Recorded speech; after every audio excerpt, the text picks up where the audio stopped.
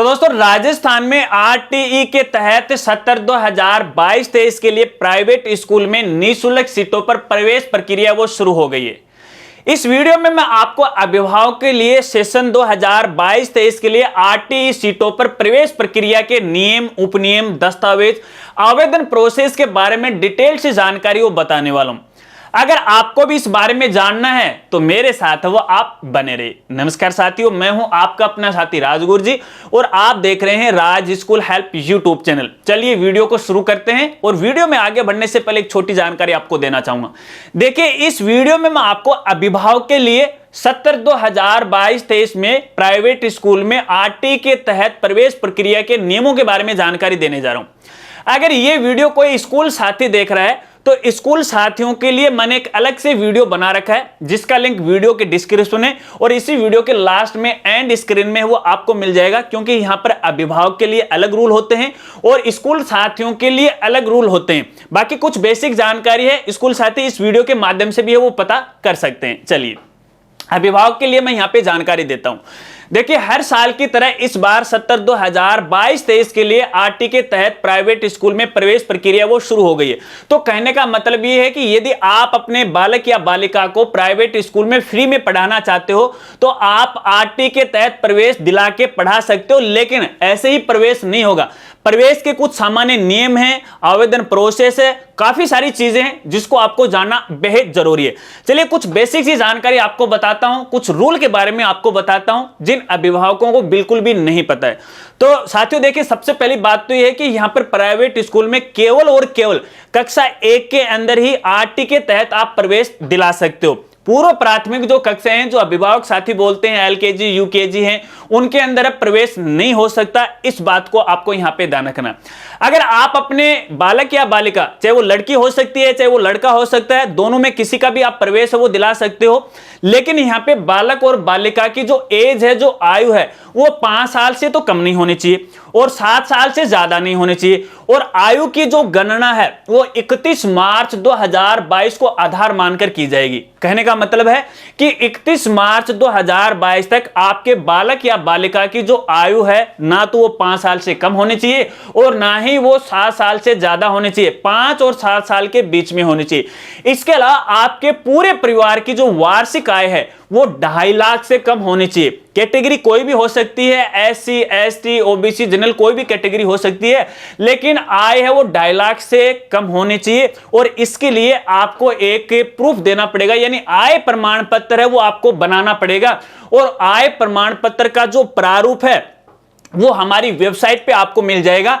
हमारी वेबसाइट का नाम है www.rajgurji.com। वहां पर आपको प्राइवेट स्कूल का मेनू मिलेगा या पीएसपी या फिर आरटी का एक लिंक आपको मिलेगा, वहां पे जाके क्लिक कीजिएगा और 70/2022-23 के लिए जो भी डॉक्यूमेंट है, जो भी प्रारूप है, जो भी नियम है, दिशा निर्देश है, वहां से आप डाउनलोड है वो कर सकते हो, लेकिन आय प्रमाण पत्र आपको बनाना पड़ेगा। इसके अलावा यहां पे देखिए, अभिभावक साथियों को यह कहना चाहूंगा, देखिए अगर आप प्राइवेट स्कूल में अपने बालक या बालिका का प्रवेश करना चाहते हो या दिलाना चाहते हो तो देखिए, पहली बात तो यह है कि बालक या बालिका उसी क्षेत्र में होना चाहिए जिस क्षेत्र के अंदर स्कूल है, जिसे यहां पे शिक्षा विभाग के नियमानुसार उसको कैचमेंट एरिया बोलते हैं या परिक्षेत्र बोलते हैं। यदि मान लीजिए आपकी स्कूल ग्रामीण इलाके में है तो आपकी स्कूल जिस वार्ड में पड़ती है या फिर जिस ग्राम पंचायत में पड़ती है उसी ग्राम पंचायत में है, आप आवेदन है वो कर सकते हो या फिर आपका बालक या बालिका का प्रवेश दिला सकते हो। यदि दूसरी ग्राम पंचायत है, अब कई बार ऐसा भी होता है कि मान लीजिए यहां पे ग्राम पंचायत एक होती है और उसके अंदर कई गांव शामिल होते हैं, तो आप अपनी ग्राम पंचायत के लिए आवेदन कर सकते हो। लेकिन पहली बात यह भी है कि यहां पे देखिए, सबसे पहले जिन स्टूडेंट को प्राथमिकता दी जाएगी प्रवेश के लिए, तो स्कूल जिस गांव के अंदर है उस गांव के स्टूडेंट के आवेदन के आधार पर वो दी जाएगी। उसके बाद वाले जो दूसरे गांव हैं उसकी प्राथमिकता दी जाएगी। यदि आप शहरी निकाय से हैं तो आपकी स्कूल जिस वार्ड के अंदर है उन स्टूडेंट को पहले प्राथमिकता दी जाएगी, उसके बाद दूसरे वार्ड के स्टूडेंट को प्राथमिकता दी जाएगी यदि आवेदन नहीं आते हैं। अब यहां पे खास बात यह भी है, क्योंकि बहुत सारे अभिभावक ऐसा सोच रहे हैं कि यार मैं तो मेरे स्टूडेंट को शहर के स्कूल में एडमिशन दिलाऊंगा क्योंकि शहरी स्कूल में पढ़ाई बहुत अच्छी होती है, लेकिन ये सबों को जाल फिरा हुआ है, आंखों के सामने अंधेरा फिरा हुआ, कुछ नहीं होता, पढ़ाई सब जगह सेम ही होती है। कोई भी स्कूल साथी ये नहीं चाहता कि उसका रिजल्ट है वो डाउन हो जाए, सब जगह सेम होती है। लेकिन फिर भी अगर आपकी ऐसी सोच है तो अगर आप ग्रामीण इलाके से हैं और आप शहर में आरटी के तहत स्कूल में प्रवेश दिलाना चाहते हैं तो कतई नहीं होगा। इस बात को आपको ध्यान रखना, केवल अपने ही क्षेत्र में दिला सकते हैं। इसके अलावा अगर ऐसा भी है कि मान लीजिए आपका कोई पहले बालक बालिका का किसी स्कूल में आरटी के तहत प्रवेश हो चुका है और अब आप ये चाहते हो कि यार मैं स्कूल बदल लूं, तो क्या मुझे वो स्कूल वाले फ्री पढ़ाएंगे इस नियम के अनुसार? तो बिल्कुल नहीं पढ़ाएंगे, फिर वो नॉर्मल में आ जाएगा। तो इसलिए आप दोबारा आवेदन मत कीजिएगा दूसरी स्कूल के लिए, ठीक है। तो ये तो कुछ है सामान्य सी बात, इस बात को आपको ध्यान रखना है। चलिए अब यहां पे मैं आपको दस्तावेज के बारे में बताता हूं, फिर आगे आपको मैं टाइम फ्रेम के बारे में बताऊंगा कि किस तरह से आपको आवेदन करना और किस तरह से आगे प्रोसेस रहेगी। तो यहां पे देखिए, सबसे पहले तो एक मूल निवास प्रमाण पत्र आपके पास होना जरूरी है। मूल निवास प्रमाण पत्र बालक का भी हो सकता है या फिर बालक या बालिका के अभिभावक का भी हो सकता है। अब मूल निवास प्रमाण पत्र इसलिए जरूरी है क्योंकि यहां से पता लगाया जाएगा कि वो बालक बालिका उस विद्यालय के कैचमेंट एरिया से है या नहीं है, उस वार्ड से है या नहीं है, उस शहर से है या नहीं है, उसका एक प्रूफ है वो होना चाहिए। जिसके अंदर यहां पे देखिए एक तो राशन कार्ड हो सकता है, इसके अलावा यहां पे एक ड्राइविंग लाइसेंस है वो हो सकता है, और इसके अलावा वोटर आईडी कार्ड है वो हो सकता है माता या पिता का। इसके अलावा बिजली या पानी का बिल हो सकता है जो कि 6 महीने से ज्यादा पुराना नहीं होना चाहिए। इसके अलावा दोस्तों एक बात यह भी है कि देखिए अपने राजस्थान के अंदर परिसमन है वो चला था। परिसमन का यहां पे मतलब यह है कि देखिए वार्ड वो चेंज हो गए थे। अगर ऐसा है आपके दस्तावेज के अंदर पुराना वार्ड आ रहा है और आपका फिलहाल वार्ड चेंज हो गया है, अगर आप ग्रामीण क्षेत्र से हैं तो आपको सरपंच से वेरीफाई करवाना पड़ेगा, अगर आप शहरी निकाय से हैं तो पार्षद से आपको वेरीफाई कराना पड़ेगा, या फिर अपना जो बीएलओ है जो वोटर आईडी कार्ड बनाते हैं ना उसके बारे में जानकारी लेते हैं वो वेरीफाई करेगा, तब यहां पे ये प्रूफ आपको साथ में वो देना पड़ेगा। चलिए इसके अलावा दोस्तों यहां पे देखिए एक स्टूडेंट की जो फोटो है वो होना जरूरी है। आवेदन के समय इसकी आपको जरूरत है वो पढ़ने वाली। तो ये तो है ये तो है यहां पे मूल निवास प्रमाण पत्र का प्रूफ। इसके अलावा आय प्रमाण पत्र के बारे में मैंने आपको बता दिया, आपको कोर्ट में जाना है, वो प्रारूप डाउनलोड करना है, नोटरी करवाना है, प्रमाणित करवाना है, ठीक है। इसके बाद यहां पे स्टूडेंट का जन्म प्रमाण पत्र का कोई भी एक आपके पास वो प्रूफ होना चाहिए। या तो जन्म प्रमाण पत्र हो सकता है, या फिर आधार कार्ड हो सकता है, या फिर आपके बालक या बालिका का जो जन्म है अगर हॉस्पिटल में हुआ है तो हॉस्पिटल का प्रमाण चल सकता है, या फिर आंगनवाड़ी का वो यहां पे प्रमाण पत्र है वो चल सकता है। ये प्रमाण पत्र आपके पास होना जरूरी है। चलिए इसके अलावा दोस्तों यहां पे देखिए एक चीज आपको कहना चाहूंगा, यहां पे देखिए जन्म प्रमाण पत्र सबसे बड़ा प्रूफ होता है। अगर आपके दस्तावेज के अंदर वो आधार कार्ड हो सकता है, वो जन्म प्रमाण पत्र हो सकता है, उसमें बालक या बालिका की डीओबी जो है उसी आधार पर डीओबी मानी जाएगी। अगर वहां पे गलत है तो सबसे पहले आप आधार कार्ड को है वो चेंज करवा लीजिएगा। इसके अलावा सभी डॉक्यूमेंट के अंदर स्टूडेंट का या फिर बालक या बालिका का जो नाम है उसकी स्पेलिंग है वो सेम होने चाहिए, क्योंकि बाद में दिक्कत आप आ सकती है, ठीक है। इसके अलावा यहां पे कैटेगरी का जो एक डॉक्यूमेंट है, ओबीसी है, एससी है, एसटी है, उसका प्रमाण पत्र भी आपके पास होना है। और दोस्तों एक खास बात यह भी है कि जितने भी जो दस्तावेज हैं जैसे आय प्रमाण पत्र है और ये जो कास्ट सर्टिफिकेट है, ठीक है, और ये जन्म प्रमाण पत्र है, ये आज की जो डेट है, मान लीजिए आज आप आवेदन कर रहे हो तो आवेदन भरने से पहले पहले लास्ट डेट से पहले पहले आपके पास होने जरूरी है। अगर आवेदन की लास्ट डेट चली जाती है उसके बाद आप डॉक्यूमेंट बनवाते और सही भी हैं तो भी आपका फॉर्म है वो रिजेक्ट हो जाता है। इस बात को आपको ध्यान रखना है। चलिए अब मैं आपको यहां पे आवेदन प्रोसेस के बारे में बताता हूं, फिर आगे मैं आपको टाइम फ्रेम के बारे में आपको बताऊंगा कि कब से आवेदन वो शुरू होंगे और कैसे होंगे। तो देखिए सबसे पहले तो आपको ऑनलाइन आवेदन करना पड़ेगा, ऑफलाइन आवेदन स्वीकार नहीं किए जाएंगे। और ऑनलाइन आवेदन है वो यहां पे अपने राजस्थान में प्राइवेट स्कूल का एक पोर्टल है जिसे पीएसपी पोर्टल बोला जाता है।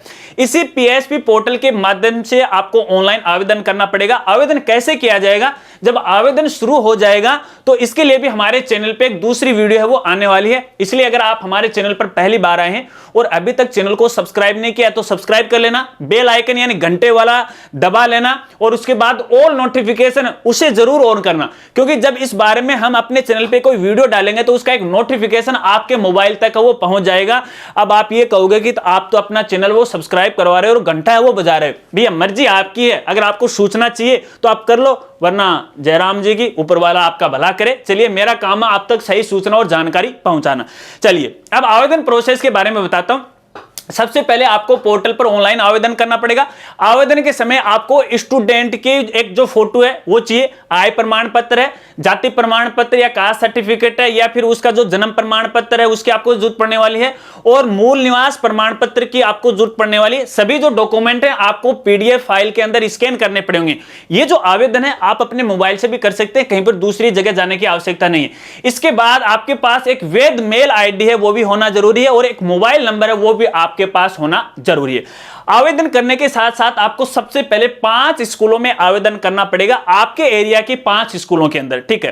5 स्कूलों में आवेदन करने के बाद फिर लॉटरी निकलेगी। लॉटरी निकलने के बाद आपको ऐसा लगता है कि इन 5 स्कूलों में सबसे क्रम के अनुसार कौन सी स्कूल के अंदर सीट कम है और लॉटरी क्रमांक आपके बच्चे का कौन से नंबर का है, तो उसमें आप किसी एक स्कूल में है अपनी सहमति दे सकते हैं, यानी आवेदन कर सकते हैं। 5 स्कूलों में नहीं, केवल एक स्कूल के अंदर, ठीक है। जब आप एक स्कूल में सहमति दे दोगे तो वो जो आवेदन है उसी स्कूल की पोर्टल पे या आईडी पे चला जाएगा। अब स्कूल साथी हैं, उनके आवेदन को देखेंगे, डॉक्यूमेंट चेक करेंगे, यदि सही है तो वेरीफाई कर देंगे, गलत है तो करेक्शन कर देंगे, और करेक्शन करने के बाद वापस आपकी आईडी पे रिवर्ट हो जाएगा। यानी आपको अपडेट या फिर संशोधन करने का आपको एक मौका मिलेगा, और मौका सिर्फ डॉक्यूमेंट में चेंज करने का मिलेगा। ऐसा नहीं कि स्टूडेंट के नाम में आप चेंज कर दो, डीओबी में आप चेंज कर दो, एड्रेस में चेंज कर दो, ऐसा बिल्कुल भी नहीं होगा।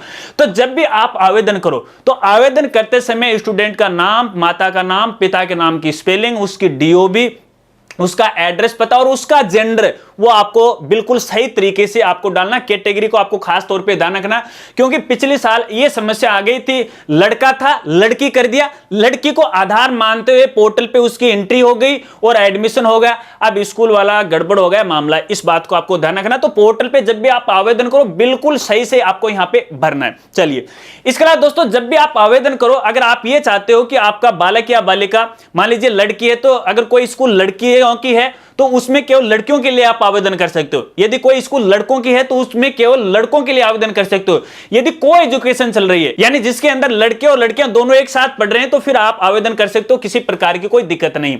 जब दोबारा आपके पास डॉक्यूमेंट रिवर्ट हो जाएगा करेक्शन के लिए, तो करेक्शन करके आपको वापस फॉर्म फाइनल लॉक करना पड़ेगा। जब तक लॉक नहीं करोगे तो आपकी आवेदन प्रोसेस है वो आगे नहीं चलेगी।